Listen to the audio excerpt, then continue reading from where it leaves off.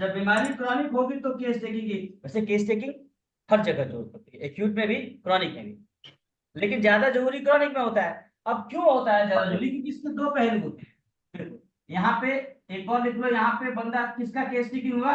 Disease person का। ठीक, disease person का केस टेकिंग होगा, और डिजीज पर्सन का केस टेकिंग होगा। और केस टेकिंग क्यों करेंगे? पहला लिखो, टू परसीव या अंडरस्टैंड द कॉज एंड, लिखो the cause, CAUSE, cause and manifestation of miasm और पैथोलॉजी और disease.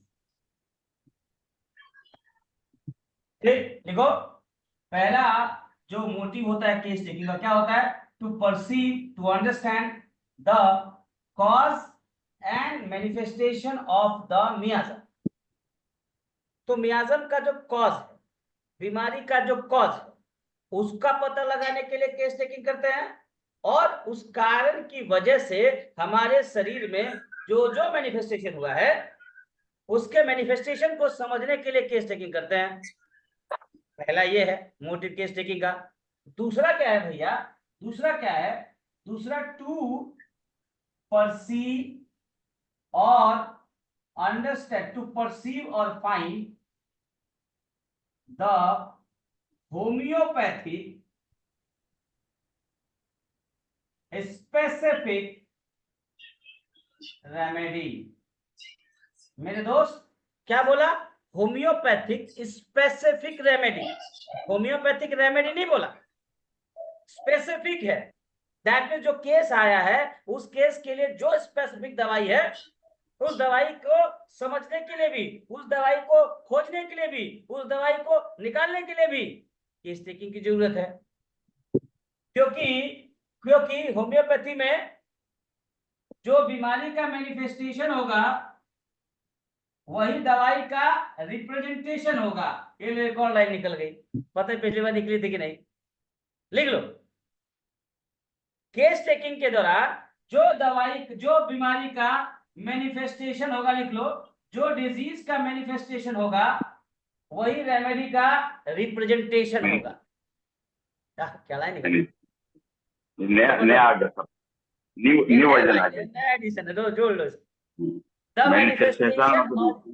manifestation of the cause and effect during case taking will be the representation of the homeopathic specific remedy.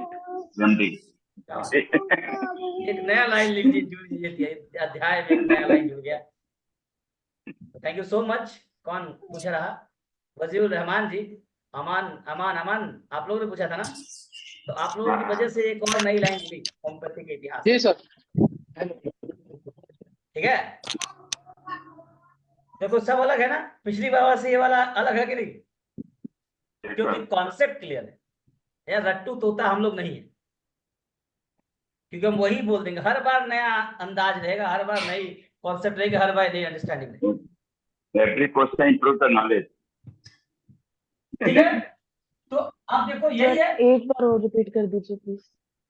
तुम repeat करवाओगे, यही line मारेगा ना साक्षी, और फिर नया निकल जाएगा, दोबारा से एक बार फिर नया निकल जाएगा, फिर फिर नया रिपीट करना। इम्प्रोवाइज हो लालच बढ़ता जा रहा है, कुछ नया मिलता रहेगा ना। Manifestation of disease represent of, फिर से देख लीजिए, manifestation of disease is the representation of remedy. Represent of remedy. हाँ, बीमारी जो, अब यही तो होता है सर। हमने केस टेकिंग में क्या देखा?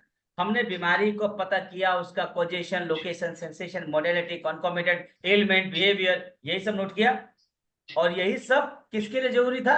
रेमेडी के लिए। जो हमने मैनिफेस्टेशन नोट किया, उसी ने तो रिप्रेजेंट किया रेमेडी को। That means case taking is the first step of finding homeopathic specific remedy. अब इतना ही रखिए, इससे ज्यादा नहीं। चलिए समझ में आ गया ना सबका आपको। अब आइए एल्फाबेट पे चलते हैं, ठीक है।